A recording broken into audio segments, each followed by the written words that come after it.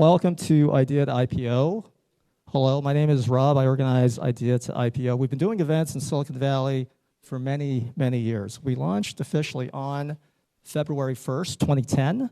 At that time, we had no members and no events on our calendar. At this stage, we have over 350,000 members among all our meetup groups all around the world. We've organized, promoted, and produced over 3,500 events. By any standard, by any measure, we're the most active, most prolific startup event organization in the history of Silicon Valley, bar none.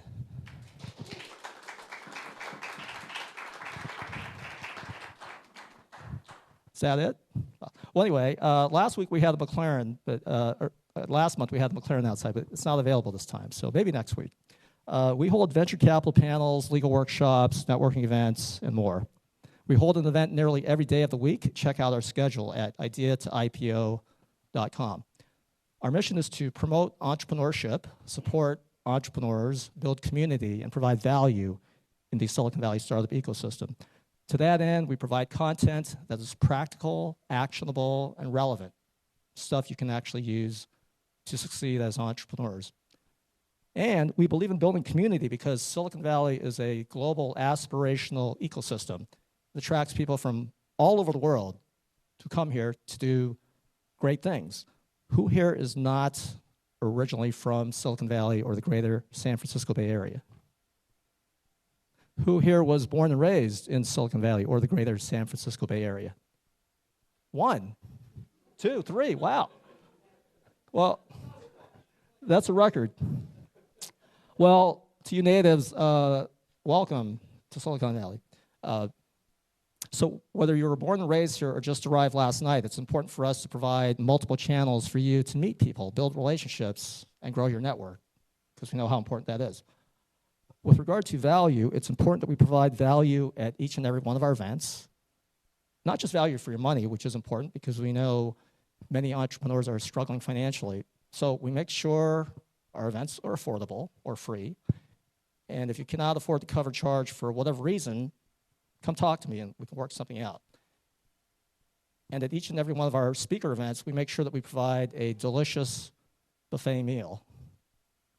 Is that a delicious buffet meal? Well, I think 10 of you think so, but that's cool. I'll take it. But anyway, I want to thank Procopio, who's our main sponsor of the delicious buffet meal. So let's hear it for Roger and Procopio.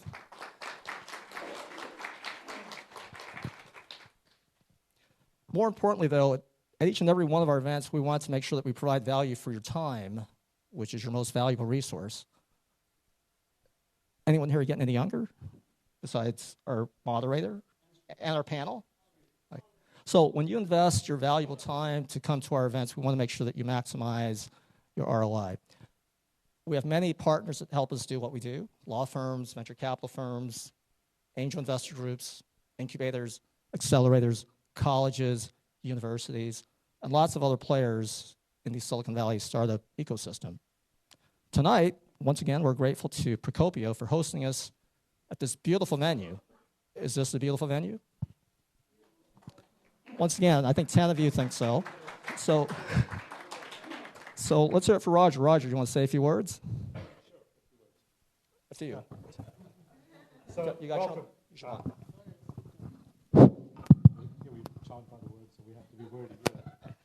Welcome, everybody. It's a pleasure to have you here. My name is Roger Rappoport. I head up our Emerging Growth and Venture Capital Practice Group here at Procopio. We're an AmLaw 200 firm with offices here, Southern California, Phoenix, Las Vegas, Washington, and a couple of other offices. I deal with startups from inception all the way through the IPO. And I was an entrepreneur for 10 years before I became a lawyer, so I just tell my clients, do what I didn't do or don't do what I did, and you'll be fine. I just want to give a quick plug for a couple of events. This one, for anyone that's in the life science, life tech, health tech business, we have an amazing cohort that's going to be starting in June or July. We're taking applications to find the top 20 entrepreneurs in that space. And there's a gentleman by the name of David Crean who moderates a peer-to-peer group, so CEOs learn from one another in this confidential, closed environment over a year or even longer, once a month, at our office upstairs here. And then this event next week, for all of you that are in the hunt for money, this is probably a workshop for you. It's a 4-hour workshop on negotiating term sheets. We're going to go through the SAFE, Note, Seed, and Series A term sheets and really dissect them so that the entrepreneurs have a really, really, really good understanding of the terms and how they affect your upside and control of your company. So if you haven't been to one of the workshops, I think it's really worth your while. With that, I'll turn it back over to Rob. Thank you. Thank you, Roger. So we have a few of our other partners here tonight. I would also like to have them come up and say a few words. So let's hear it for Ken and Cordify. Applause. Thanks, Rob. Thanks, guys. Pleasure to be here. My name is Ken. I am founder and CEO of Codify. Codify provides software development services and talent to startups. That's what we do. So if you are a startup, if you're looking for help at the initial stage to build your MVP, we are the guys to look for. We help bring out MVPs on time. And as the companies grow, we are your backroom boys to take care of your software development work while you hustle for funds and for business. So once again, we are Codify, software services company. We have a development team of about 50 plus developers in India. And we are soon going to start our team in Mexico as well. So once again, enjoy the evening. And a shout out to the panel. Right, next up we have Boyd from Stanford Hacker House. Let's give it up for Boyd. Applause. Thank you, Rob. Thank you all for being here. Hello, my name is Boyd Lever. I'm a software engineer and founder of StanfordHacker.com. I want to give a plug for Stanford Hacker House. If you or anyone you know are looking for a great place to stay in Silicon Valley, come and see me at my table in the back. I'm next to Cordify. The cost is $1,102 a month with all-inclusive amenities. Thank you and enjoy the rest of this event. I don't know if you guys know, but Roger commutes from San Diego. So Roger, you can check it out. Okay, so though our local mission is to support entrepreneurs here in Silicon Valley, our global mission is to democratize entrepreneurship and innovation all around the world. To that end, we maintain a robust YouTube channel, youtube.com/idea to IPO. And our partner in this endeavor is Tim Jeggers, one of the top professional videographers in Silicon Valley. So let's hear it for Tim. Applause. Thank you, Rob. Thank you, everybody. So I'm Tim Jeggers. I run a multimedia production house. I specialize in videography is the main thing. Videography happens to incorporate a lot of other elements of multimedia, though, like photography, sound engineering, design. I literally just dropped a brand new website that I designed myself today. So if you're interested, I can give you a card. You can check it out. And if you find any bugs or anything wrong with it, I'll give you a free headshot at the next event. And yeah, my name's Tim. I'm glad to be here. And other than that, I do promotional stuff and all kinds of multimedia. So let me know if you have questions about anything video or content related. And yeah, thanks for having us. So here's the schedule for the rest of the evening. Our panel will hold a brief discussion to talk about what they invest in and what they look for when they invest in a startup. Then that will be followed by pre-selected entrepreneurs who will pitch to the panel. 2 minutes, no slides, followed by Q&A. That will take us to about 8:40 p.m., roughly. And at that point, we'll end the formal program. You can stick around, network, socialize, connect, talk to the panel. Procopio would like us to leave at 9 p.m. However, there is an after party, and I have 3 choices. I like to provide choices. So one is the Rosewood. And tonight is Wednesday night, by the way, not Thursday night. And the patio or Pizza My Heart. So more on that later. So without further ado, I'm going to hand it off to our distinguished moderator, Roger Rappoport, partner at Procopio. So let's give it up for Roger and our awesome panel. Applause. Excellent. Thank you, Rob. So we're going to, have very limited time. So we're going to try and keep people as concise as possible. Got a few questions that I'd like to ask that hopefully will be informative to the audience. So the first thing I'd like to do is maybe just take 30 seconds. We'll just go down the row here, starting with you, Piyush. Piyush, tell us a little bit about yourself, your background, what you invest in, the stage, vertical, and check sizes. Thank you, Roger. Glad to be here. My name is Piyush Malik. I am a lifelong management consultant turned engineer turned management consultant turned entrepreneur turned angel investor now. So I have multiple hats that I wear. One of them is of an investor in early stage startups. And one of the things that I look for is the track record of the entrepreneur, strength of the idea, and the amount of research they have put in. And my typical check sizes vary between 25 to 300K. Again, have started doing it only in the last couple of years, but glad to be here. We'll talk more. Any sectors that you're most interested in? So I have so far done something in insurtech, agri-tech, and also interested in edtech. So those are the top three for me. Great. How about you, Sree?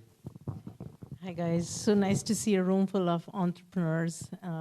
Excited to talk to you guys and hear your presentation. Sree Menon, I have a track record of working in big companies. Started my career at Dell, many years there. I was GM of eBay Motors, and then I transitioned to a startup as CEO at Top Hatter. It's a discovery shopping marketplace.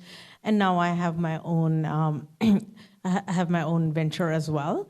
In terms of investing, I had started angel investing maybe about like 8 years ago when we moved here to the Bay Area. Somebody was asking me in the audience what was my motivation. You know, it's kind of crazy not to do that and be part of the ecosystem here. It's so exciting.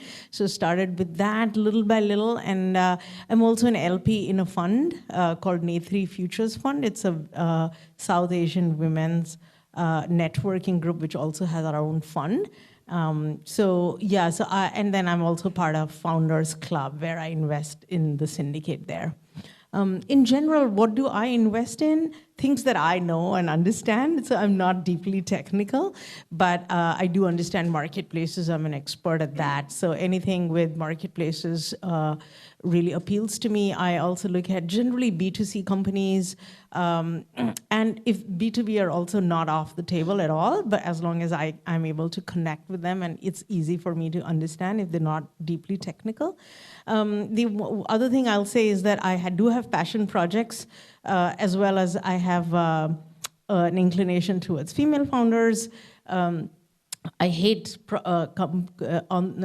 businesses that are not solving real world problems. Just randomly doing things because to make rich people's lives easier are not a sector that I would, whatever the problem is, I don't perceive that as a problem. So yeah, that's what I do.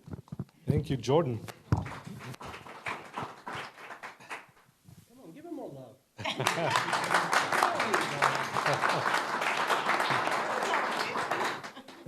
Good evening. I'm Jordan. I'm with the Silicon Valley Venture Group. We're also part of a syndicate called Network VC. I personally work on companies that improve the human condition. We write checks between $30,000 to $300,000. Sector agnostic, provided you are B2B, B2B2C, and you have some revenue and some due diligence behind you. I'm going to yield my time for my esteemed colleague from California. Hi there. My name is Nick Larson. I run a podcast called Silicon Zombies. It's siliconzombies.com if you want to check us out. I'm a serial entrepreneur with a ton of failures and a couple wins. The most recent win was an AI company for social media for small business. And so now that company is worth $200 million. We raised from Google. But mostly I just like working with good people. So I believe that you can do good and do well at the same time. So super jazzed to be here. Come talk to me after. Hey, everybody. I'm Conor Riley. I grew up here, and as everybody does, I was a venture capitalist basically right out of college. Parlayed that into a private equity fund where I raised about 40 million from LPs, ran that up to about 270 million, then exited the fund with a nice liquidity event, bought a boat, went down to Mexico, and for some reason I came back here and started working again. The truth is I love investing. I love consumer. I've been buying a lot of distressed consumer companies. I like tech, I like biotech, I like ag tech, and typically deploy anywhere between 25,000 all the way up to about $1 million. So that's what I do. Excellent. Great. So let's just open this up to the panel. Since we're talking about the Pitch Fest here tonight, and we're going to get a lot of pitches, what specific factors and qualities do you look for in a startup that make it stand out and increase the chances of either getting the next funding or getting the check? I'll jump in on this. Okay. So I think my investment philosophy is just to de-risk the investment. So what I look for is what's the path to your customer, what's the revenue model, and how likely is it that you'll be able to execute against that revenue model in the real world? So that's at the end of the day, we got to pay our bills. So where's the money? So when you're talking about de-risking, at the very early stages, that probably a lot of you are investing, they may not have a fully baked team, they may not have the KPIs, the unit economics. I mean, how, as you're going in early, how do you assess those and mitigate the risk when it's such an early stage? Yeah, that's a really good question, and I think there's a lot of different strategies there. The first one is like you said, the team. Is it fully baked? Is it not? What you're looking for is the team that are driving the business forward. Are they vested in the business, and are they sitting there in front of you? What you don't want to do is be writing checks that then get earmarked for an engineer that never shows up, or some key product development officer that never shows up, or the sales team that's going to be hired down the road. So you're really saying, okay, if I write you a check today, are you going to be able to take this money and deploy it into the business? The other thing is the structural economics and the business economics have to be developed. And that's where I feel like we can provide some strategic value. So when we're coming in our diligence phase, we'll start building out KPIs and benchmarks that sometimes even will trigger additional tranches to be deployed, or maybe we'll hold back on deploying all those funds in right away just until they hit certain marks. And then as they're sort of evolving within the business model, then our deployment of capital can speed up. Maybe we've got some advisors that will drop in to hit some key marks. But I think at the end of the day, having that revenue model, having those key customers identified, and being ready to execute it yourself if you can't find whoever else you need, really gives us a lot more confidence in the project and the person. Great points. However, I would like to see if we can go a little bit deeper on some of those entrepreneurs who are like a 2-person shop or a 5-person shop at the moment. They may not have done all the great things that your framework requires. So for that purpose, again, I'll give you my experience, and obviously I'm not as experienced investor as you are. One of the things that You're older than them. you are senior in terms of investing, and you are more successful. You took it to 270 million. I only had a $40 million exit. So anyways, I will say here, whenever an entrepreneur approaches me, obviously I look at the pedigree, I look at how much passion he or she has for solving a real world problem that's going to make a difference in the world. I also rely on my gut feeling. Yeah. And sometimes it's wrong, and sometimes it's right. What's the probability of gut feeling being better at than the revenue models or the statistical models that you may have put to? So, I think you bring up a really good point, because one of the things to remember is every person that's writing checks will write checks for different phases of the business, for different reasons. So it's the investment strategy of betting on the team. You hear that all the time. We bet on the jockey, not the horse. And there's a lot of precedent for making good investment decisions, particularly early stage. Somebody says, hey, I got this idea. It's barely anything except a napkin, but maybe that idea is bankable because you've got a great jockey that you can get behind. For my style of investing, I have to tick a lot of boxes just to feel good. So I focus more on the de-risking side. But it's not to say that that's the right way to deploy capital. It's just the right way for me. And we lose a lot of deals because we tend to need people that are a little bit further along in the startup ecosystem.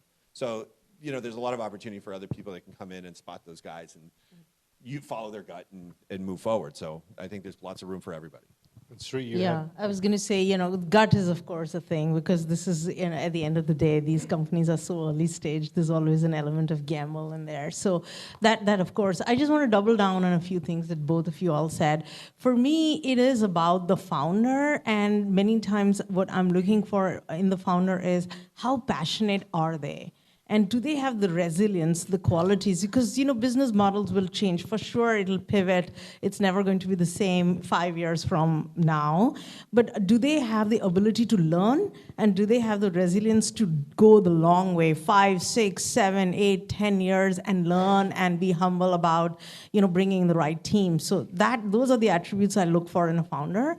And then from a product perspective, I see so often that people come with a product that is just a feature or a new functionality that differentiates them from the competitor. That doesn't work. I feel like the product has to be either an innovator, or there has to be some kind of a moat that they are able to go deeper in. So I think it's a little bit tricky when you say gut to you saying that, because it's like that's not actionable. Like these entrepreneurs here, like what does that mean for them?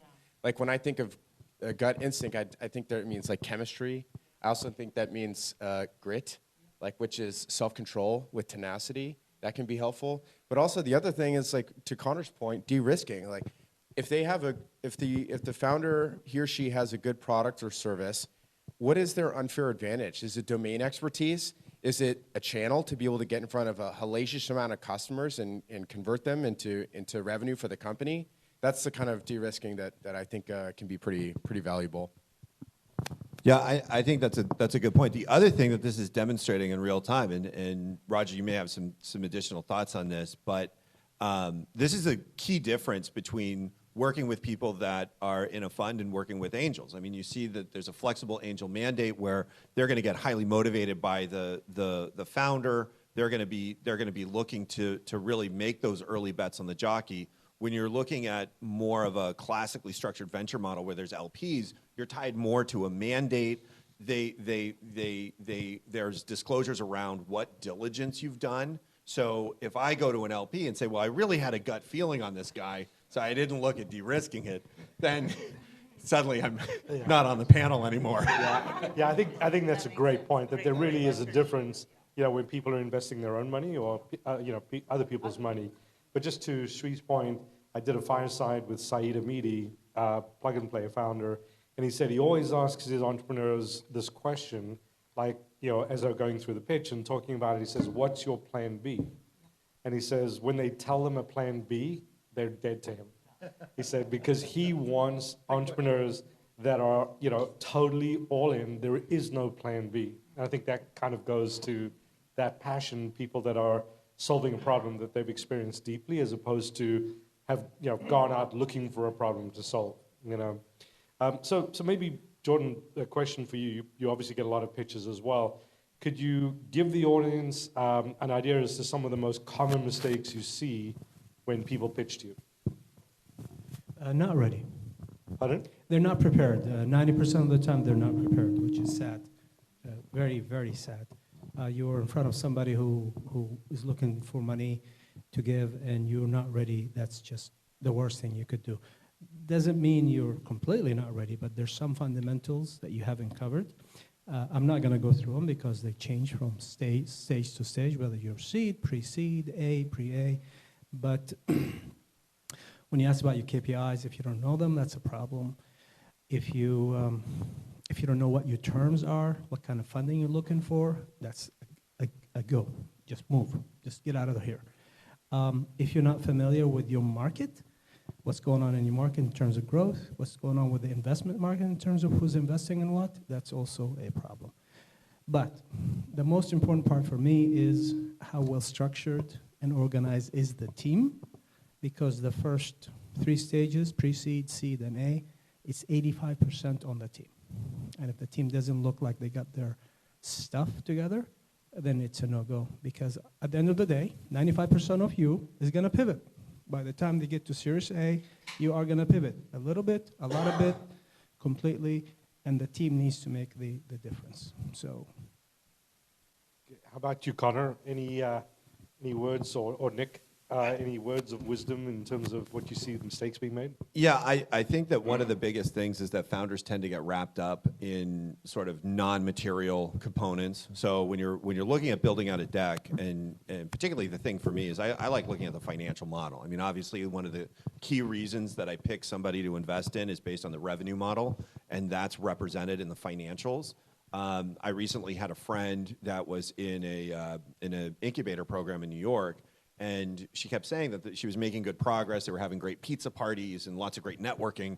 And I asked her, I said, well, where are your pro forma financials? And she said, well, what do you mean? And I said, well, what do you have? Is there a CFO or somebody in there that's going to show you what this is? She said, no. And I said, well, this is not going to end well for you or anybody else in that program if you're not there. And I think when you look at being prepared to pitch somebody, whether it's an angel or a VC or even a vendor or service provider or people on your team, you really need to be able to say, this is our revenue model, this is why it's meaningful, this is how this money flows through the company, this is the gap we're looking to cover, this is how those funds are being deployed, and it all makes sense, and it's all bankable. You know, and I'd say that, you know, you can talk about company culture, you can talk about innovating, you can talk about making an impact, but at the end of the day, it's like, where are the numbers? Yeah. it's not an HBO movie. Right. Yeah, it's not like HBO. It's not like it's on TV, guys. It's really not that great. It's not like glamorous. It's a lot of work. And if the parties and the fun is what you're after, you know, have fun, but it's not going to go anywhere. Yeah. Yeah, for me, I feel like the financial model that you put at that stage just shows me that you've thought about the problem. I may not believe in it because it's gonna change, and you have no idea how to forecast it at that stage. But have you thought through how you would monetize? And gives me a sense of how thorough you are.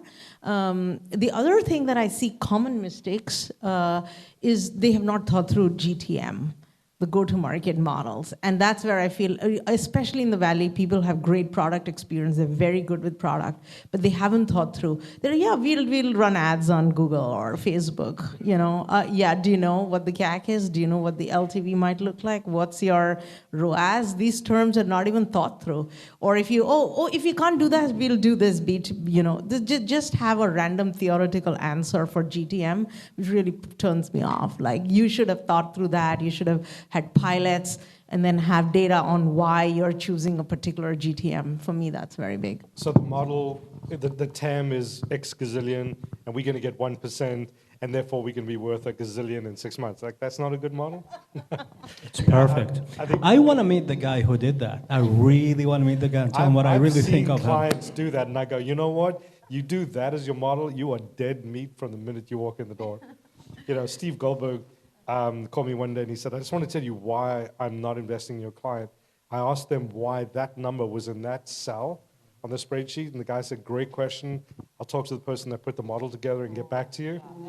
You know, like, the guy was dead from that point on. He was dead to Venrock. Okay, so this is a question I get all the time from my entrepreneurs, and especially when they're going in early. You know, what level of market fit or validation do you want to see? So let's say you've got a great entrepreneur in front of you. They don't have real market fit, or they don't have real validation. Is that something that you'd still invest in? There's a company that has a product that does not sell. No, it's at the early stage, right? Because they're coming to you early stage. They haven't validated market fit. Come back later. Or maybe they've got an MVP, but they don't have any real KPIs. They don't have any real unit economics because it's early stage, and especially if it's a B2B company. Yeah, it's a science experiment for me. Yeah.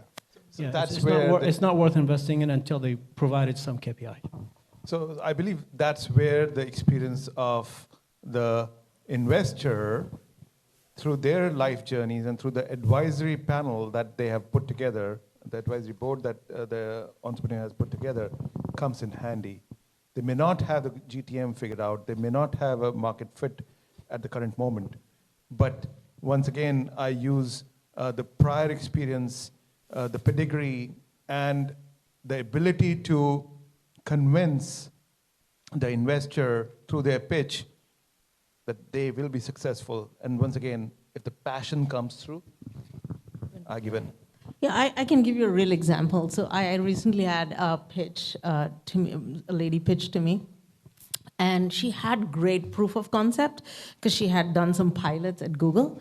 But then she really fell apart when it came to go to market because now no big companies are actually writing checks anymore, for example, right? So now if B2B was your go to market, now what do? Have you thought of other options? Have you done anything else to prove that the proof of concept will still work in different GTM? What I do is I ask them for references of customers or would-be customers, and then I talk to them and I get a sense of it if there isn't any, if it's not further along. I would say find somebody to be your co-founder, your partner. Yeah, I guess so. Sorry, Rob. Rob's pissed somewhere back here. Yeah, I mean, look, things will change. Things will change. Like, treat it like a scientist. Try something. If it doesn't work, pivot, and then track all your metrics. But just I would say, be resilient. I think that's a super important element. What was your point you said a second ago? I was talking about the proof of concept. You being able to talk to the customers. Exactly. Right. So like if you don't have product market fit yet, find somebody that has strategic relationships into your ideal target market. They can get you 10, 15, 20 warm introductions. And that should be, if you can line up those meetings and start to make momentum or traction in that space, that should be sufficient. Like, you don't have to have a pipeline of 100 clients that are paying $1 million each. I mean, that would be ideal, but that's certainly not the case, especially in early stage. So you can hack it. It's people, it's technology, it's process. So yeah. So when you look at companies that are doing POCs, unpaid POCs, do you give weight to that, or do you want to see moving from POC to the paid and see the churn?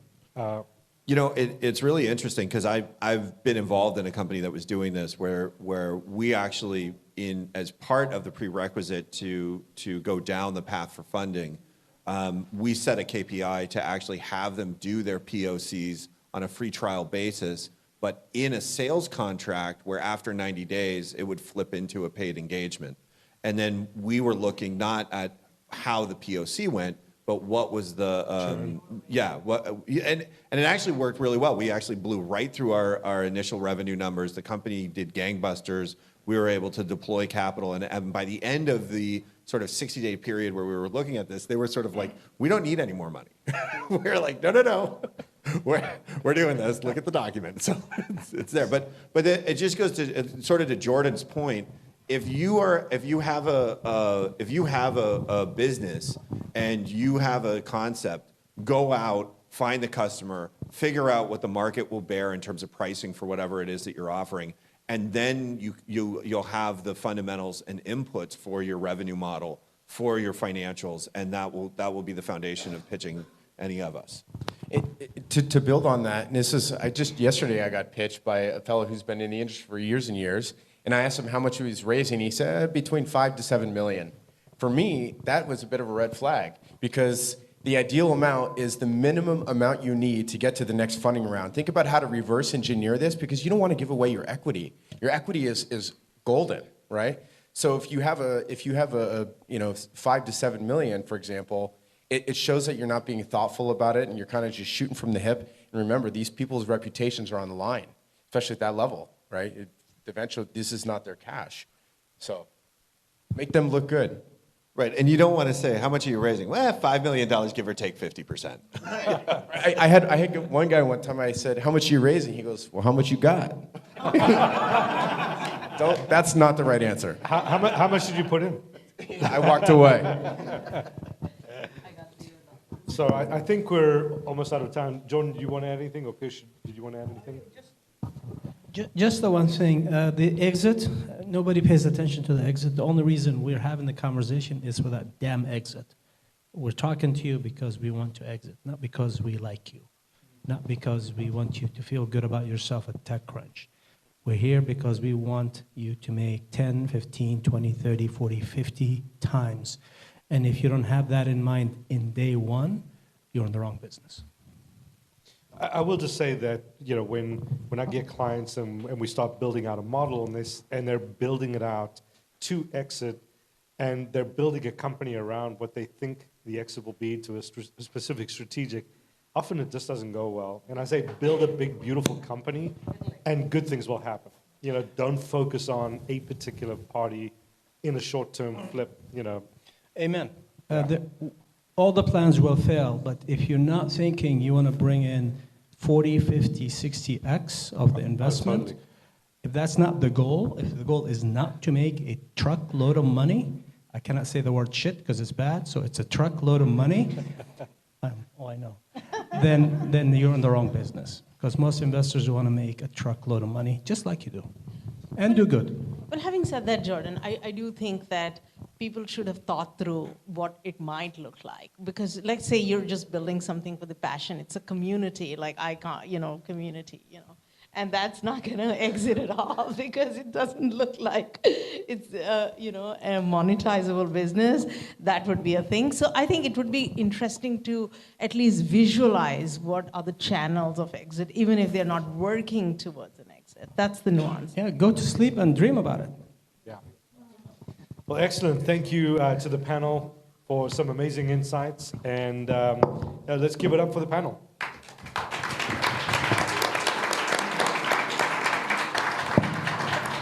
And I believe they've all brought their checkbooks tonight, so, don't rush the stage at once. Kidding. Well, Roger, we don't use checks anymore. We do wire transfers. It's all coming from SVB. I think Wires in the mail. I think some of them carry a lot of cash with them. So anyway, so this is the schedule now for the rest of the evening. This is the main event. I think this is what most of you came for. No offense, panel. Anyway, so we'll have pitches from pre-selected startups, 2 minutes, no slides, followed by 4, we might give you 5 minutes of feedback, Q&A. No one is probably going to write a check tonight, but if you get a second conversation from someone on the panel, that's a pretty good outcome. FYI, we're in compliance, so no one will be delivering a verbal request for funding with a dollar amount. Not everyone in the room is an accredited investor, so we're a law firm, right? However, each of our panelists did receive an executive summary, more or less, from our presenters, and hopefully they'll follow up and have a second conversation. Joe is going to be our timer, and Joe is also our bouncer, so he will enforce the time limits, and if you do not abide by the time limits, you'll have to deal with Joe. So presenters, you have been forewarned. So our first presenter is Laura from Awake Teams. So let's give it up for Laura. Thank you, Rob, for this one. All right, is it working? Boom, boom, boom. Thank you, Rob, for the invitation.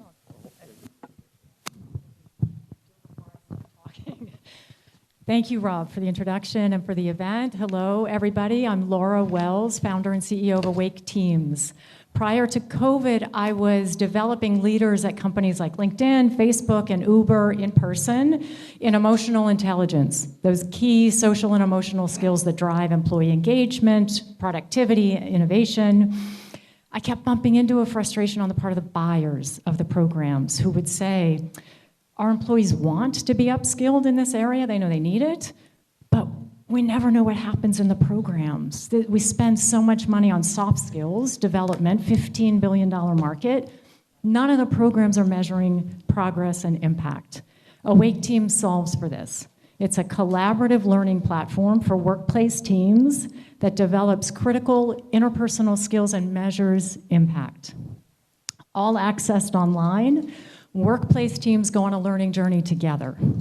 Each 3-month module develops one critical interpersonal skill: trust, communication, collaboration. Teams gather together synchronously each month for a team learning and interactive practice session. Our proprietary peer feedback algorithm then establishes a baseline for each team and measures progress in each subsequent month. In between those monthly team sessions, each team member receives a personalized sequence of bite-sized learning. Our customers, such as Northwestern Mutual, love the monthly progress reports and the team learning and accountability. We have 4 paying customers, and our scalable SaaS model, we grow by bringing on new customers and by growing across teams in those organizations. Our initial data demonstrates skills acquisition, plus 10% in employee engagement, and plus 15% in team performance in just one 3-month module. Can I say one more thing? Sales is our primary focus, asking for introductions to leaders at growing mid-market companies, tech, 100 to 500 employees who need a resource like Awake Teams to drive engagement, productivity, and team cohesion. Thank you.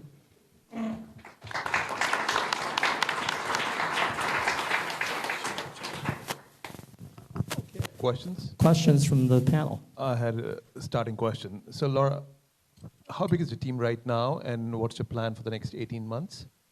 Thank you for the question. So I'm the full-time founder, and I have amazing part-time talent. I have the tech lead, has a PhD in people analytics, and he's led innovation teams at multinationals.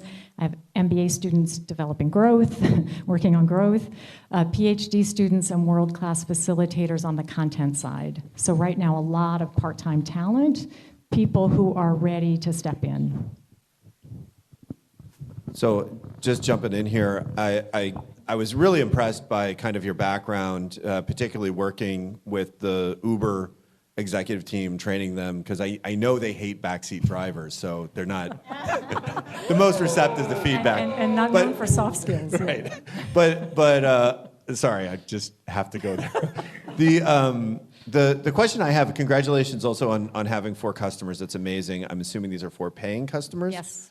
Can you share a little bit about your revenue model, how they pay? Is it subscription, how it varies by headcount, just all of that? Yes. So it is a subscription model. We're still figuring that out, to be honest. Okay. What I do now is I charge them the most for the first 3-month module, and then I write into the contract. And then when these teams continue to the second and third 3-month modules, you get them at a significantly discounted price. And then in the revenue model, I reflect that as an annual price. The vision, so the first year curriculum, the first 3-month modules are completely developed. The vision is that year 2 is trust level 2. You take a couple of the skills and blow them out into 5 skills for the 3-month module. A couple of the communication skills like feedback, 3-month modules, so that the 3-month module curriculum continues so we can get multi-year contracts. That's interesting. Is this, with your customers, is it rolled out to kind of the entire... we got 30 seconds left, so I'll be quick. Does it go to everyone that works somewhere, or just like so the they're leaders starting slow. Okay. They're starting slow. Leadership team, 1 team, 2 teams. We have some really fabulous customers. Yeah. Thank you. And I do have an executive summary. I just forgot to print it out and bring it. Thank you. Thank you.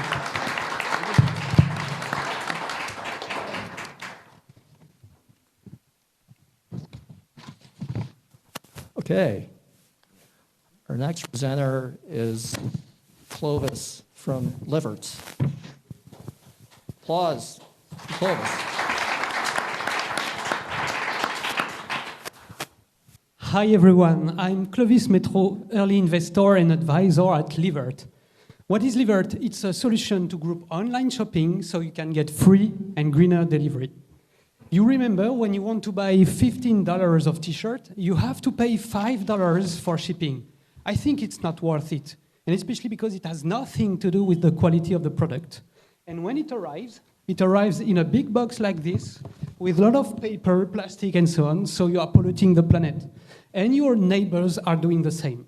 So how about grouping our delivery with someone living nearby in only one order, so you can pass the minimum amount required by the website to get free shipping, and in the same time reducing your environmental print, I mean linked to the CO2, last mile delivery and packaging. So Livert is this solution. It's an application that you can download on your mobile phone, and it works already, especially in France, in Paris. So Livert is led by 3 amazing co-founders that I'm representing today. And we have 2 technical guys in the team too. So the market that we target is huge. We are talking about hundreds of $1 billion. I mean, the complete e-commerce. And how do we get our money? This is those e-commerce brands that give us 7 to 12% commissions to all the purchases done through the application, through Livert. We have launched our MVP at the end of last year in France. We have 150 affiliate brands, more than 5,000 users, and our first review. Our ask now is to get $500,000 to scale and develop API that will plug on the website checkout page, so everyone will see our solution to get free and greener delivery. Thank you very much. So I have to admit, I went surfing with this guy this morning, and he pitched me while we were surfing. I think that's a board meeting or something. I don't know. But you didn't share your Uber pool for shipping line. I think that's brilliant. I would lead with that. This is a really cool idea, and I think you're going to have a ton of traction if you can tap into some strategic channels for revenue growth. Like get one person at Amazon to believe in this, and then it'll give you a very small slice of the pie. You run a successful proof of concept, and you can grow from there. Yeah, thank you very much. But at this stage, maybe we shouldn't, but we are very humble, and it's hard to say that we are like Uber already. You don't have to be humble. This is America, dude. Just okay. You're right. I got it. Thanks. Well, I was curious, do you see that is it more applicable for apartment complexes, kind of living arrangements, or how would you think of American suburban neighborhoods? How would that work there? I'm not sure to have got your question. Oh, so for example, like in my neighborhood, there are 10 of us who don't you need to time it that all 10 of us have to be shopping in approximately that same period, and that our products need to be in the same warehouse? Like, how does that logistics work? So we don't do logistics. It's just we put users in common. So it works like Uber or, let's say, dating applications like Tinder. You are geolocalized. When you register, you put your address, and then you publish some wishes. I want to buy this on this brand, this on this other one, this on this other one. And the application will find someone living not too far from you who wants to buy in let's say, within 48 hours time frame on the same brand, and then you will be matched. You will be able to discuss with him, and you will decide who on the two will do the purchasing and receive the package. And is the payment broken up, or how does that work? The payment, so it's the lead of the purchasing who will pay for it, and then the second person will pay through the application. And once you receive the package and you give back to the other person his item, he will unlock the application will unlock the payment through OTP code.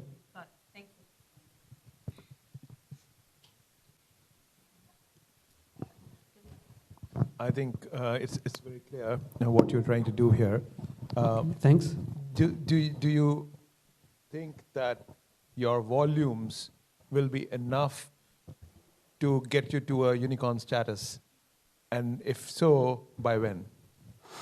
It's a very good question. So we of course, we hope so. But this is, let's say, this is the real target, to reach the big enough volume to do that, and so that the system works because we need a lot of users. So the idea is within 1.5 years to have between, let's say, 500,000 to more than 1 million users in targeted areas. So in France, it was Paris and suburb of Paris. But here, if we are talking about the valley, it will be the valley. Thank you. You're welcome.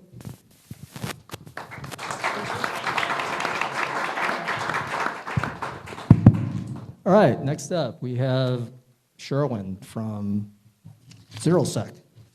Applause. Thank you.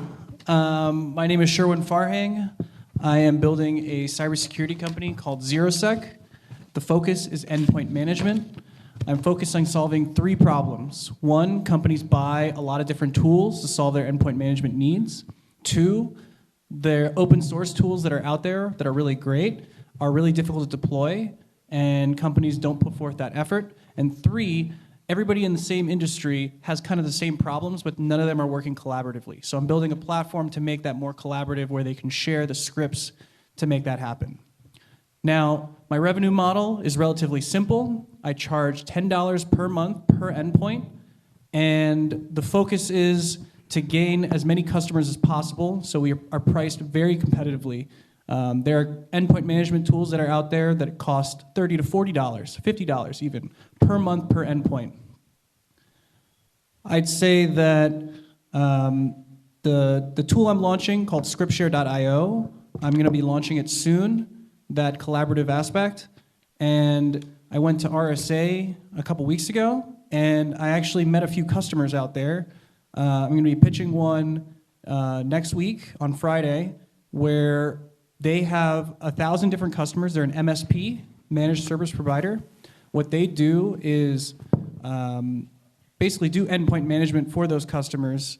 And if I gain that guy as a customer, I'd immediately gain $3 million ARR just from one customer because they have 25,000 endpoints.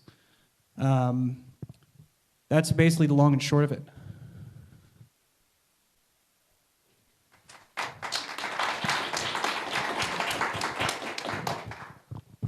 I'll jump in with a question. So Sherwin, it sounds like a great story, and I like that you already have customers. Can you share a little bit about your background and why these guys are talking to you? What makes this so special? I have an undergraduate degree in computer science, a master's degree in cybersecurity, and I've been in the security space for around close to 15 years. My very first job, I was doing basically everything when it comes to cybersecurity, and one of my focuses was endpoint management. And I found that kind of all the tools that are out there are very difficult to use. They don't really tie together, and I'm trying to solve that problem, building my own kind of dream tool. You ever heard of a fellow named Peter Thiel? I wish. Okay, well, you should check out his book. It's called 0 to 1, and one of the main concepts is competition is for losers. And take this with a grain of salt because I understand it's super early stage and it's important for you to get customers and be able to scale. But when you say we're priced very competitively, that tells me that there's not sufficient value to be able to offer something where you don't have to worry about it. Create something so brilliant, that's the hard part, but that you don't have to worry about price. Does that make sense? Yeah, it makes a lot of sense. The reason why I'm pricing my product low, at least in the beginning, is because I want to build the initial database of all these scripts.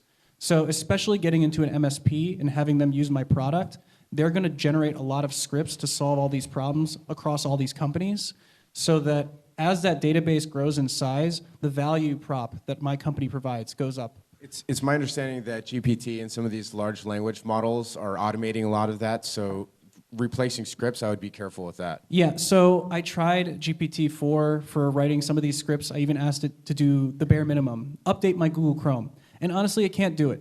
Even when you provide working links, those scripts are usually broken. What those large language models can do is describe the scripts that are already written, and I'm going to incorporate that into my platform from day one.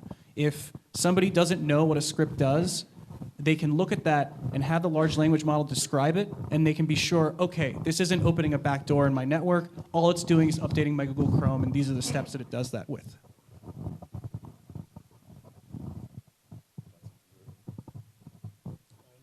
Cool. Yeah, any other questions? Where are you going with this? Let's say you're super successful and you make a few $1 million, and then what? Ideally, I want to IPO. Ideally, but I guess potentially a big company could potentially buy me out. Realistically, I want my tool to exist. That script share part of my idea is going to be open for anybody to use. So even competitors can use that product, and maybe they have to pay me to use API access into it. But my core product will tie into it directly. So when you try to solve all these endpoint management issues, let's say you have a vulnerability, the tagging within script share will allow it to basically say, hey, you have this vulnerability, it ties into this script, would you like to run this script? This is how the script works, that kind of thing. Good pitch.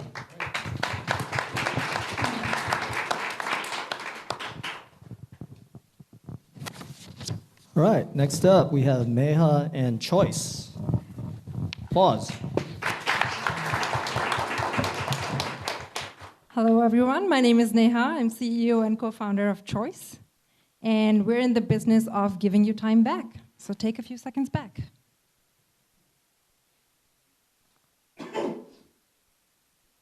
Did you hear that interruption? That's how it feels every time you get a notification on your phone.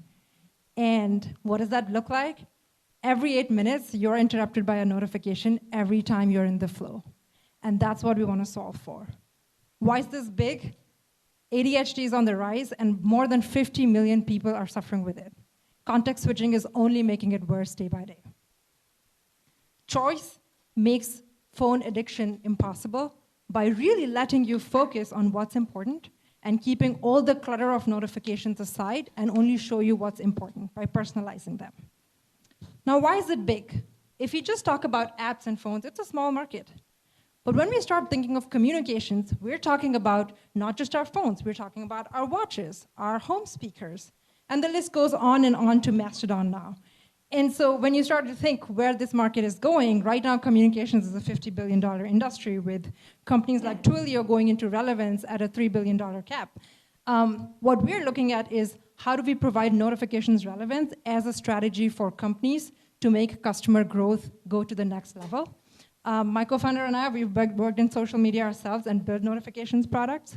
And so we know the power of it in terms of bringing relevance, and we want to bring that to every company now with a ton more data from users. We just launched our app last week and getting good traction there. So we'd ask you all to join the journey. I don't have the QR code, but you can find it at tinyurl.com/getchoiceapp if you'd like to give it a try. Thank you.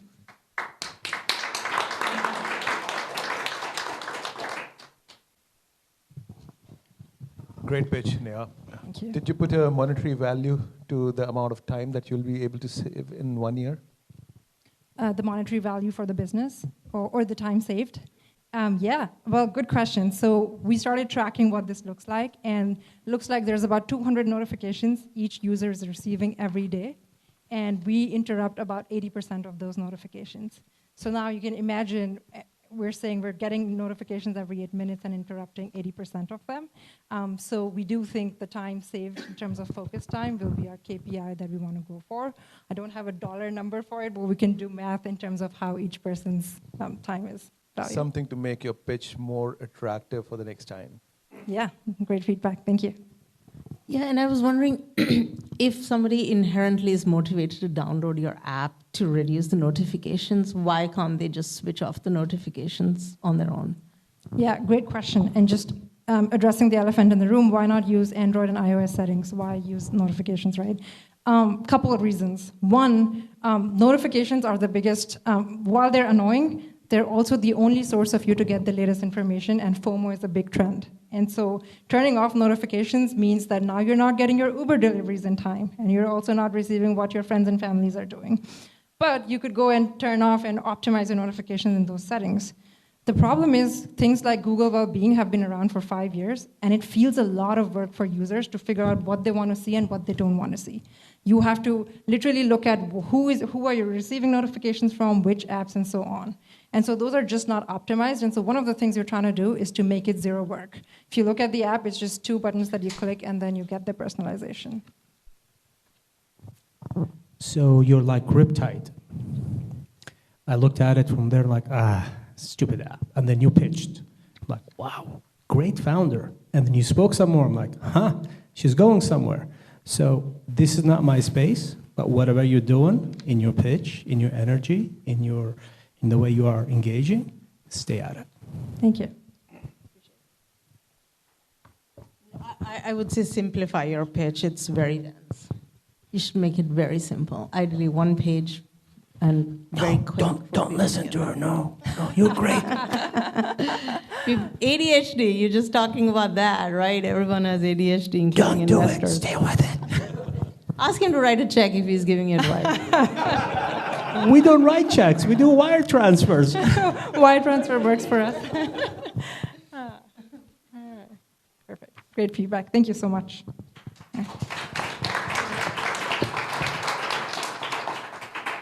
Next up, we have Karen and Skybrain.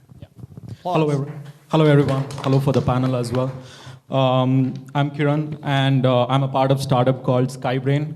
And basically, we are working on brain-computer interface technology. And the reason we got into this field is 3 years ago, I was talking to my friend about how stressed we are about the job and how I have been a part of this online retreat yoga program and how I'm trying to combat my stress and things.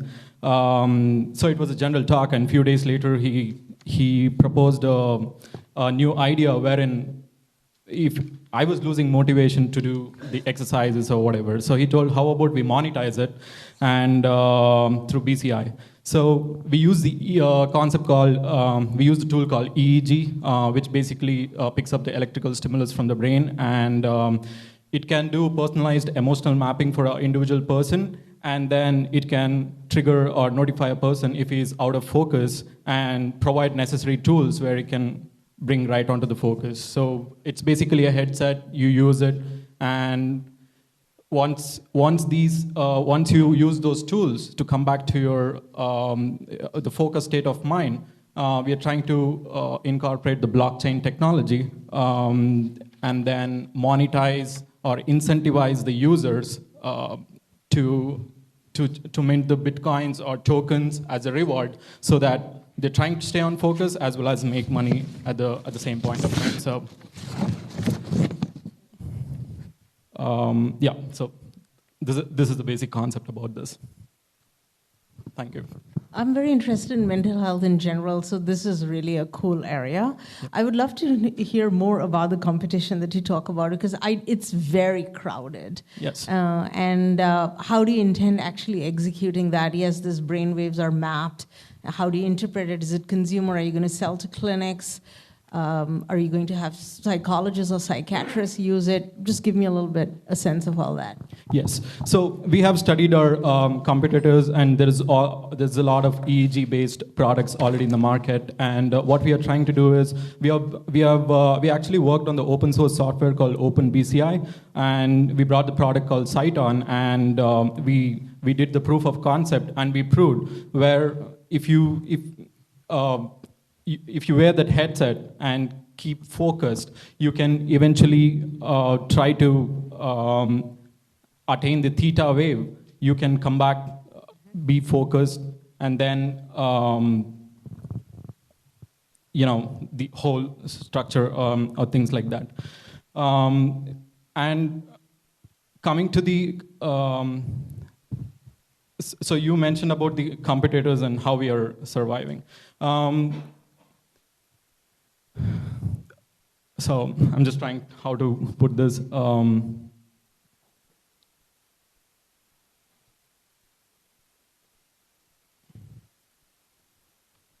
Let's say we are gathering all of the data from the company called Emotive. This gives the real information, but they don't actually give the tools.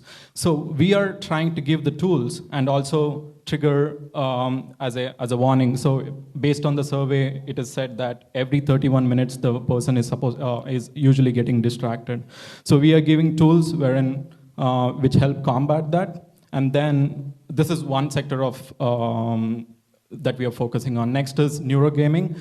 wherein we are trying to focus on the occipital lobe part of the brain and help and try to remove the hardware connection between the computers and try to have a direct contact from the brain to the computer devices just with the blink of an eye or a flash of an eye, trying to understand this. So we also developed the proof of concept and also calibrated so the visual stimulation actually can see where the person is actually looking at. So, and then we achieved more than 95% accuracy.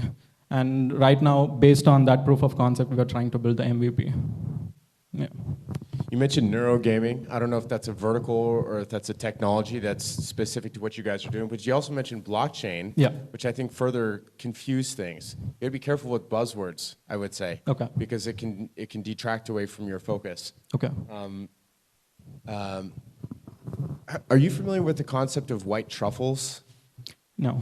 So there's a podcast called All In. I totally recommend it. In fact, a lot of you already probably know about it.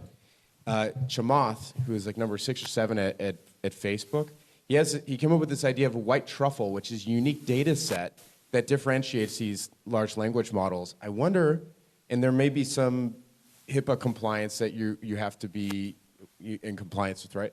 But you might have some interesting, unique data sets that you could provide to some of these large language models. That'd be kind of cool.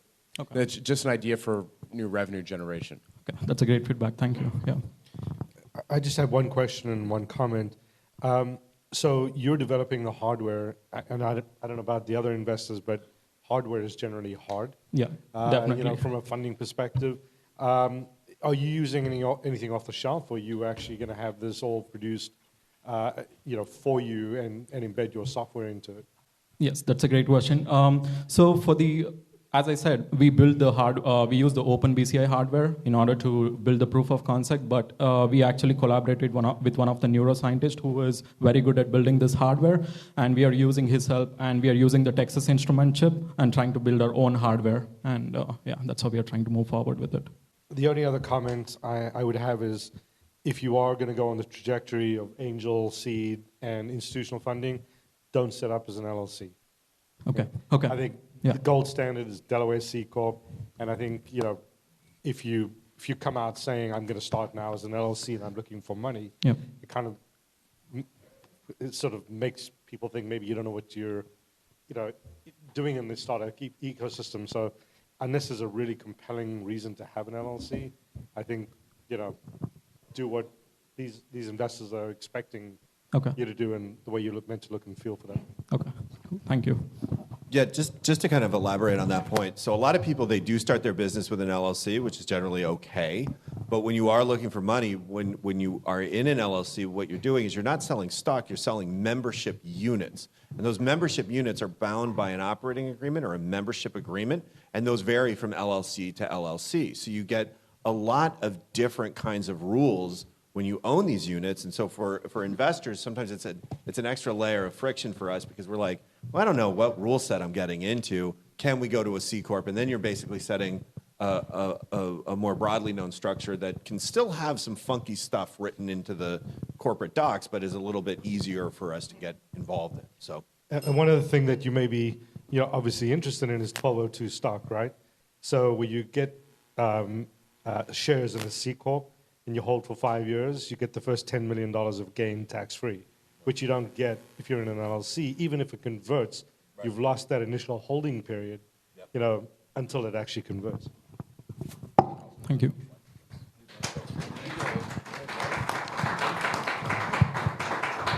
Right, next up we have Peter from Ceramics. Applause.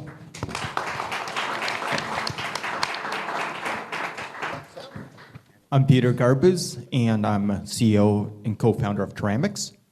So we're making nanopumps that are 100 times smaller, 10 times more accurate, and 10 times less expensive to manufacture. So we took this to one of the most active foundations in our space, and after about a year of due diligence and competition, they gave us $1.5 million grant. It's based on technology that we developed at NASA. And one of my co-founders, he led the development of a closed-loop insulin pump that is now generating over $2 billion a year. And he developed 5 other medical devices that have lifetime sales revenues in excess of $1 billion. My advisors are proven world-renowned experts in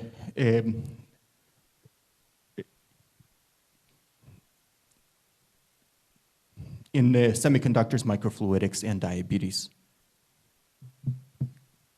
We can build these nanopumps by the billions at commercial fabs. And we're working with 2 major OEMs that we have deep relationships with on commercial agreements that are in excess of $100 million a year. Good. So, Peter, you got a design for an insulin pump that you're going to license to large pharma companies, large equipment companies to sell as part of their end device. You're not selling the end device, right? Correct. So what we're making is a small nanopump that replaces their mechanical syringe pump.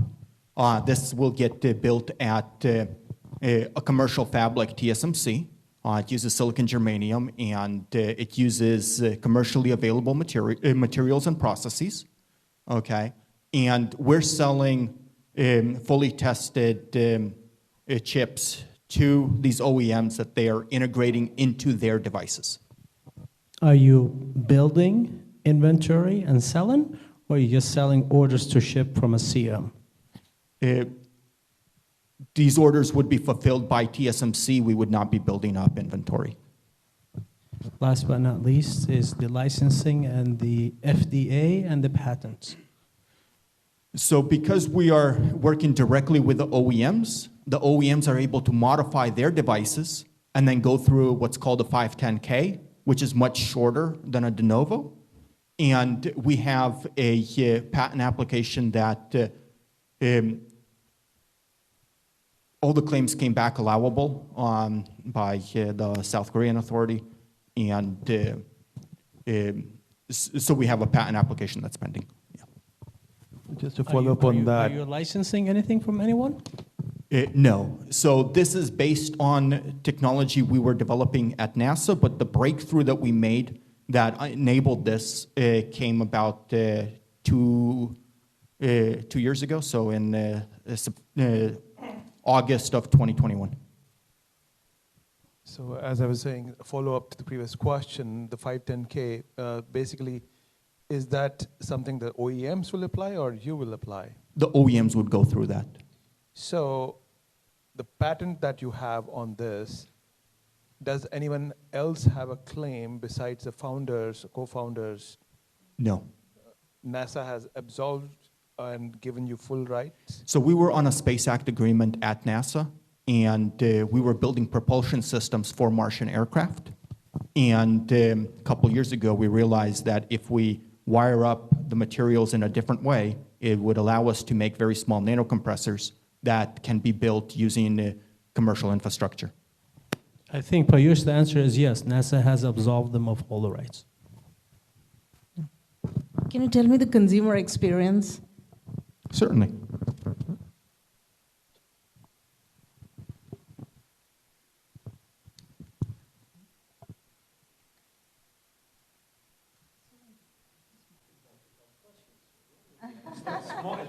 It's very small. It's a nano pump. It's somewhere hidden in Yeah, so the nanopump itself is about 3 cubic millimeters, okay? But it would allow you to take a typical insulin pump, here it is, okay, which is about this big, okay? This is disposable. They throw away about 43 million of these a year. The advisor, the gentleman who co-founded this company is an advisor of ours. And it would allow you to make it this big, and then if you concentrate the insulin, you'll probably get it to about this size. So you just like put that in on your arm? that's what you do right now. You put it up. It's a patch. It's a patch, and you throw it away every 3 days. Okay. Yes. And it automatically, you put the dosage in. just adding the dosage so it knows how much to pump in Right. the body. So what it does is this one right now, it works with a CGM with a continuous glucose monitor and then knows how much it needs to go in and deliver to you. Yeah. Thank you. If I may comment, Peter, I'm familiar with Peter.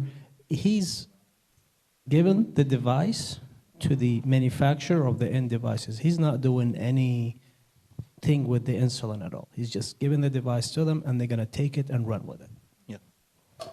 Yep. And they're excited by it. Yeah. So we're working with executive teams at 2 different OEMs.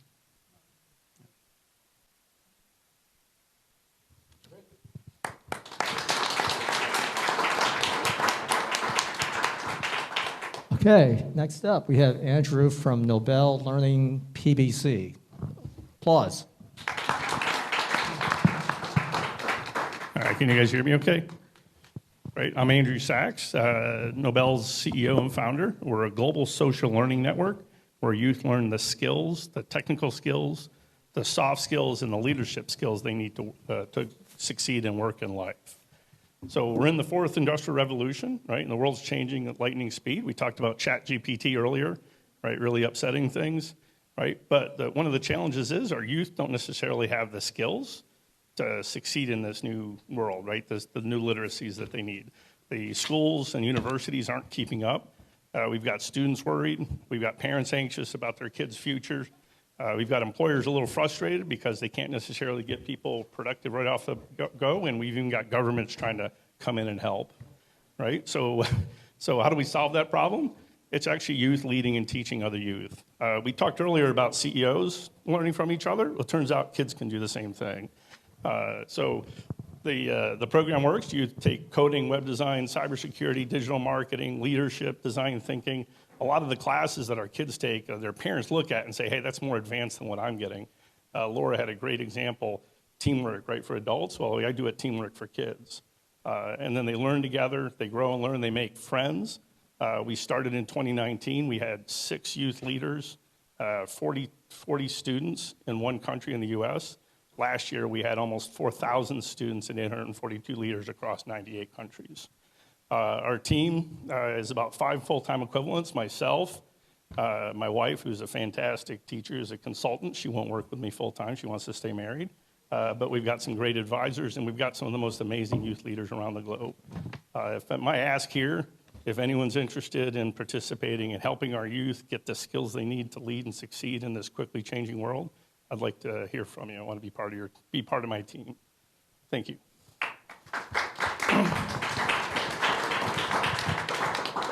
Andrew, what you're doing for youth is commendable. So once again, applause for what he's doing.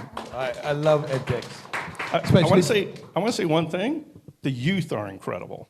I think there's one thing I've learned since building this is just how unbelievable capable and motivated these youth are to learn the right things, to be empathetic leaders, to connect with each other and help each other along. And I think all we do is we're the stage, they're the act. You didn't say the sentence you used for me. Just saving them from TikTok? What was it? Yeah, take back your kids from TikTok. That's my, when you get the frustrated parent look, like, oh my God, these kids are spending all their time on their phone.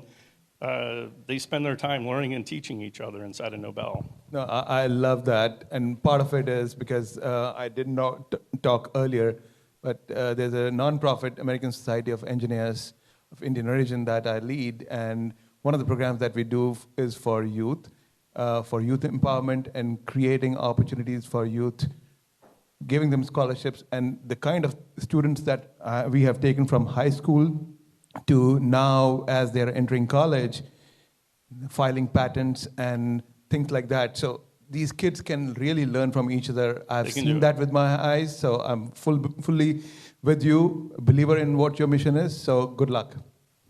Thank you. Yeah, Andrew, I'm curious to know, there are so many things that compete with you, not entertainment as well as education and all that. Plus TikTok, by the way, is TikTok, of course. And you're in the Bay Area where every kid is wanting to get into Stanford, and they're doing all sorts of things to hack. And there's so many companies. There are research companies that help you research and publish those There are companies that help boot camps. There's just all sorts of things. How do you differentiate yourself from them, and how do you keep students engaged? This is not an easy task to do, to keep them engaged on something educational. Great question. First of all, I'm everywhere but Silicon Valley. We'll just say there's a lot of opportunity here for Silicon Valley the youth don't have in the rest of this globe, right? The rest of this country and the rest of this planet. But number two, it's youth leading and teaching other youth. It's not an adult's agenda. It's friends. It's people working together. It's people helping each other. This is the human connection, right? We're humans. We need each other, right? We're here. We're supporting each other. Except in school, we don't actually create that world, right? And what Nobel really is a social learning community. It's youth helping and teaching and leading each other. And that is the ultimate human bond. No one else is doing that, and how do you market it? The kids market it. The kids bring on other kids. I don't pay a nickel to Facebook or Google. You want to go broke? Build your business on their backs, right? The kids build their own promo teams. They go out, they talk to the schools. Nobody believes it, and so you've got to have the kids come out and talk to it. And by the way, they especially don't believe the adults, right? I had a 16-year-old from Turkey go to me one day. It's like, why are you guys doing this to us? Why are you putting us through this grist mill of pressure and stuff? We know it's not useful. We know we don't need to learn this stuff. We know the stuff we do need to learn, and that's what we want. That's what we want, and that's what they get in Nobel. Do you have a content moderation? How does this work? Is it organized masterclass? Like, what is the what does the solution look like? Took a lot of time to build a learner to leader, sort of train the trainer for youth, which is very different. By the way, it's far easier to teach a youth how to be a leader than it is to teach an adult. FYI, the fastest growing leader in our program was a 14-year-old girl out of Dubai. But we created the content. It's very specific ways of doing development, project-based, helping others, international, right? They pick the courses, right? The content moderation, we have a safety person on, but their job is just to stay out of the way. These kids are there to help each other. There's no space or there's no room or reward for being a joker or something like that, and they don't stay. Those kids don't stay in our program. So you had me and then you lost me. When you said you want the 16-year-old to decide what to learn, and you want them to teach each other on what to learn, whiskey, tango, foxtrot. I'm sorry? I missed the reference. If that's the goal, if allow the young ones to teach each other, then whiskey, tango, foxtrot. What's going on? How would that work? How would that help humanity be better? I think the mistake that we make as adults is we think we know what these kids need to learn and how to teach them. And the reality is they actually already know. They've got this, they want to learn. They want the careers. They want the skills, right? And they want to teach each other. It's actually better. People ask me, like, how we need adults. Like, no, actually, the kids do a better job than adults do. I'll do a plug-in for you, Andrew. There is a social experiment that was done many years ago, and I think it's on YouTube, where they put an iPad in a slum in Calcutta, and they just wanted to watch how kids would learn, and over time, they figured out how they learned a ton of things just by playing with it. So I believe in the concept, but I understand totally what Jordan is asking is you have to have a baseline, and then you build on it, and probably we need to understand more details. It's harder to understand. There's a lot of stuff underneath the covers here. We've taken 4 years to build it. We've had in revenue the past couple of years. We want to grow to 30 million by 2030, but we expect to be profitable probably mid-2024. Is this a tech platform? It sounds more like a lifestyle business, no? If this is a lifestyle business, I don't want this life. This is a social network. Think TikTok, but for good. This is like Facebook or Instagram. You're just trading learning instead of likes, right? This is it's just a different way to look at learning, and it's also a social network for good. I'd love to see a demo.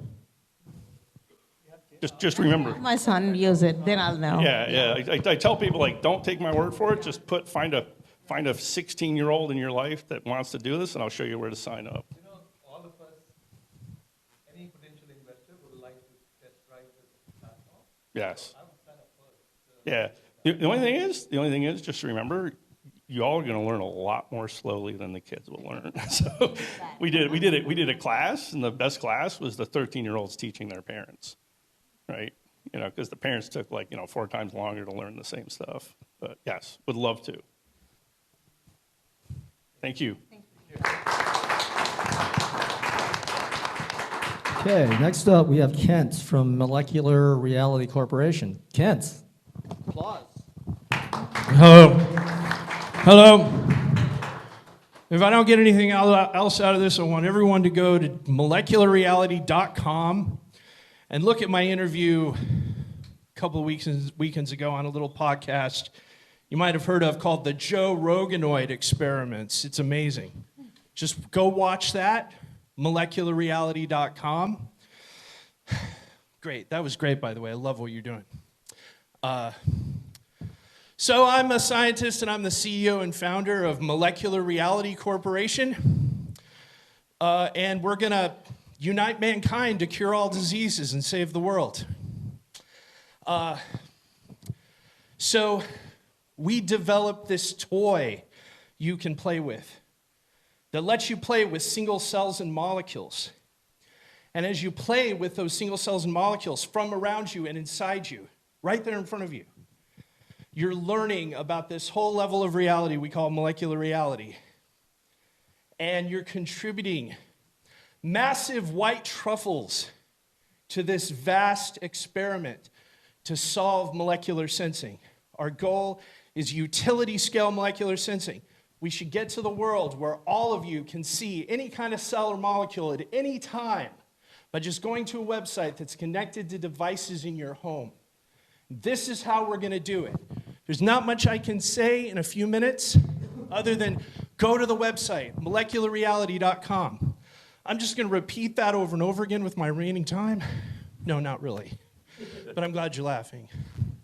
Molecularreality.com. Remember that. Pull out your phone. Go there right now. You'll see Joe Roganoid. It's pretty amazing. Okay. Sorry that's bereft of all the usual details, but I am on a mission from God to save the world and cure all diseases. I've got to cut through all the normal startup stuff. Go ahead, destroy me. Or at least try to. So, bearing in mind I know everything about biotech. Go ahead. No, that's impressive. So I'm just don't know anything about biotech. I thought you were a biotech investor. Yeah, but I don't know anything about biotech either. yeah. So okay. So how do you make money? So we're gonna raise this seed round. We got 1,000 waitlisters for this product. It'll be $10.6 million in ARR starting in 6 months. Just got to close this seed round, people. Come on, write some checks. So I don't mind actual checks, by the way. Yeah. So why do you need to close the seed round? So what are you going to do with the money in the next 6 months? We're going to get ready to take something that's a messy prototype full of bugs and get it out so it's a cool turnkey experience. Who's your customer and how much are they paying you for every transaction? They're not paying us for transactions. They're members, and they've all responded to this call to join our Epic Quest. They pay $399 initial membership fee. That gets them the hardware, that gets them Nanopore cartridges, reagents, access to the games, and everything they're generating is just white truffles up the wazoo. Anything else?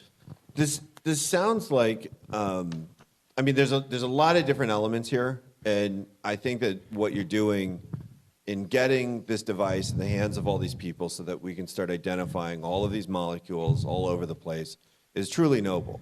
And I think that charging for a membership to be part of the sort of brigade that's bringing this into the world is also pretty cool. I think that in terms of debugging a device and getting it out to the market, there's a lot of different ways to plug that hole.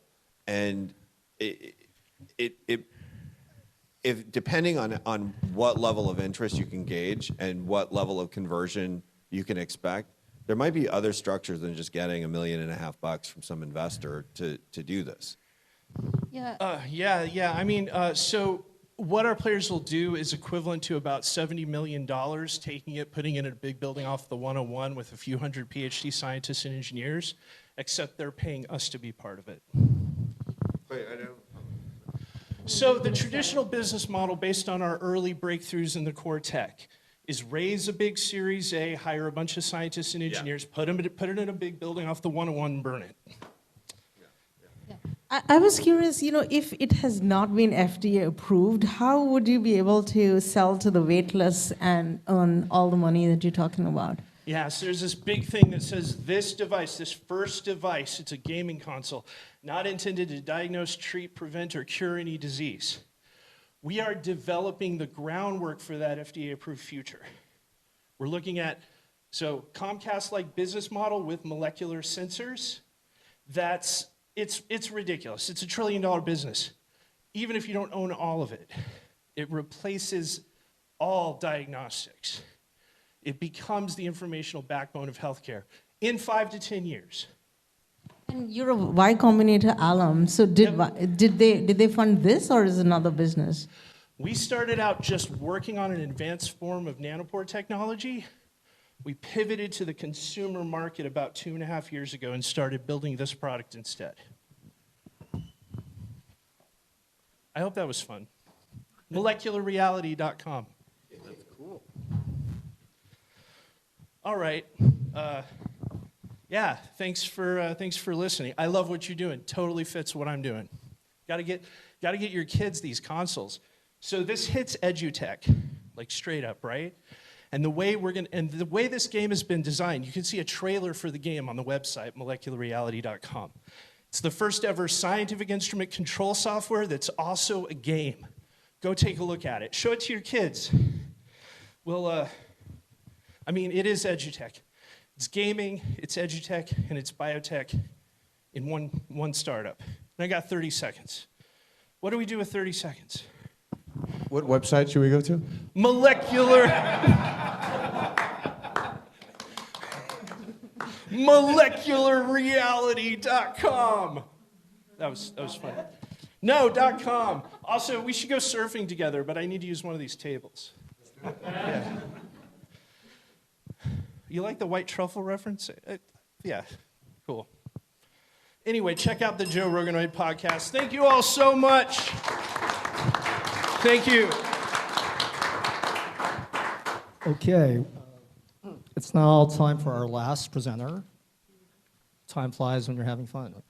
So last but not least, we have Rohan from Spently. Applause.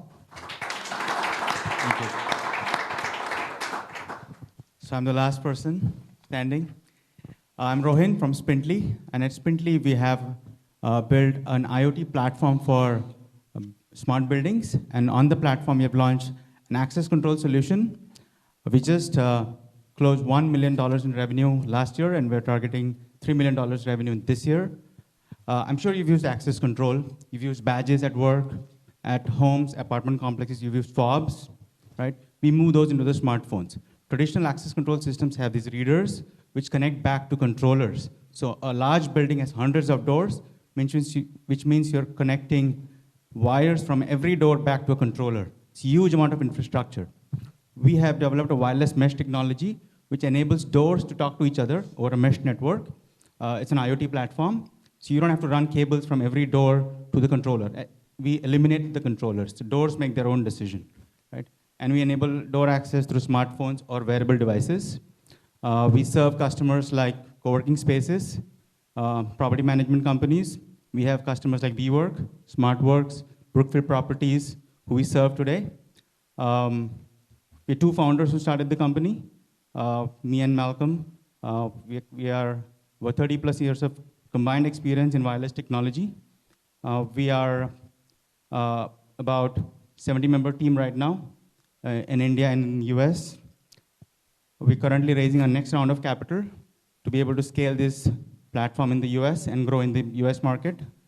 We have 7 patents we have filed. We have 2 patents already approved. We're filing 6 more patents as we speak. Looking for partners to join us in the journey ahead. Thank you.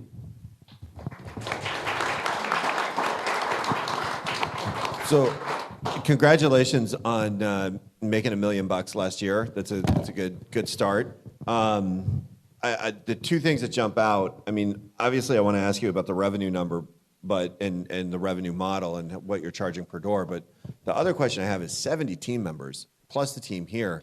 Seems like an awful lot of headcount for a company that's so small and such its initial stages. What's the plan there? You're probably going to have to scale a lot quicker than your revenue projections to justify a team so big. A majority of our team is in India. About the engineering team is sitting in India, who is doing R&D and product development. We have a small team here, just a 4-member team doing sales and business development for the US market. We started in India actually in 2019. We scaled the business in India. We have about 150 customers in India. We have about 20 customers in the US. So does the revenue number reflect the customers in India as well? Yes. Sure. Okay, it does. good. Yeah, this is great. Thank you, Rohin. 2 questions for you. They're completely separate. One is I've heard a bunch of technology around biosensors. I wonder if those kind of technologies will replace these. The employees and you mean biometric? Yeah, sensors? yeah. I mean, And my face- second question, I'll just repeat it so you don't have to, I'll say it quickly, is, well, actually, I lost my train of thought. Go ahead. Yeah, biometric like face recognition devices are used. Yeah. But if you look at it, nobody wants a third-party device looking at you and detecting your face and letting you in. Our phone already does it, and we do it through the phone. Because you just tap your phone and get in, but for that you have to unlock your phone. So it's automatically doing biometric on your own device, and which people are more comfortable with. I understand. And so the other question was around this remote working. Has that impacted your business or your forecast? No, it actually, COVID helped us because a lot of co-working spaces are actually now growing. And nobody wants to own spaces, they just want to use spaces on dynamic basis. We actually enable dynamic access to QR codes, Apple Wallet. We can go in Apple Wallet, so you can just gain access through Apple Wallet. What's the competitive landscape look like? Yeah, we compete with large companies like Honeywell, Johnson Controls, HIDs of the world. We also compete with a lot of new companies like OpenPath, which got acquired by Motorola. Our key differentiator is our wireless mesh technology, which allows us to deploy this solution across the building without running any cables and wires. And we can retrofit existing, you can just replace that reader with our reader and you're up and running. Does your patent cover the wireless mesh network in this context? Yes, our majority of our patents on the wireless mesh. So basically it's for the application layer we have built on top of the wireless mesh technology. Rohin, great so far. Have you thought about partnering with any prop tech company? Yes, I mean, we partnered with SmartWorks, WeWork, Brookfield Properties. We're working with JLL right now. CBRE, JLL, JLL we're also already working with. We're also partnering with Honeywell. We have a contract going on with Honeywell. So talk to me afterwards. I have some ideas privately. We'll talk. Sounds good. Thank you. So I didn't like the answer like, hey, 70 million people, 70 employees in India, that makes it okay. I'm not too crazy about that. But what's the growth trajectory for 25 and 26 and 27 for revenue? Next year we are looking at $11 million in revenue. In 2025 we are looking at $50 million in revenue. And in 2026, $80 million in revenue. And do you go cash positive when? We're right now not cash break even. Early 2025, we intend to be break even. So about a year and a half from now? Yes. Oh. Is you making a 10 million in revenue predicated on you closing this 10 million fund size or round size? Yeah, that's an ambitious ask right now in this market conditions. We have a plan B for funding. We can still get to $10 million in revenue without raising $10 million. How long will it take? To reach to 10 million. Revenue. Yeah. 2025 is what we expect to have $10 million in revenue. Okay. I was referring to your plan B, but that's fine. I think 1 year, if you see his chart. Yeah. Oh, and plan B will be a year later, sorry. Oh, okay. Gotcha. Do you have a full-time finance person on the executive team? No, we don't. One of my friends is an investor. He's a CFO of another company. He helps me out. Ay. Don't turn your financials to an investor. What is wrong with you, man? Don't do that. Yeah, I have a trust issue. I trust everybody. He's a childhood friend. Thanks a lot.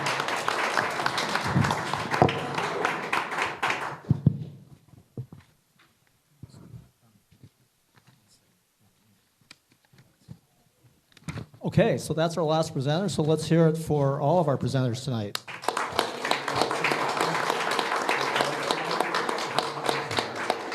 Let's hear it for our awesome panel of investors.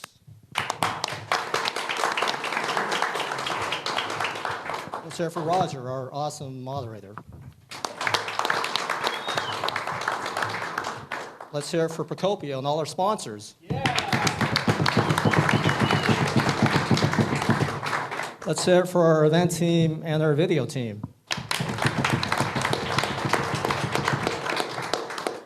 Let's hear it for Joe, our timer and our bouncer.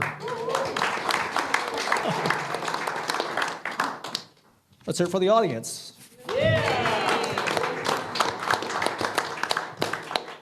Let's hear it for me.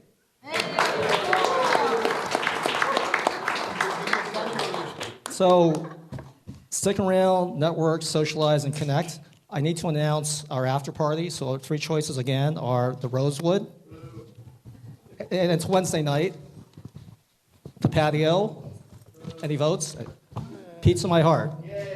Okay, and the winner is.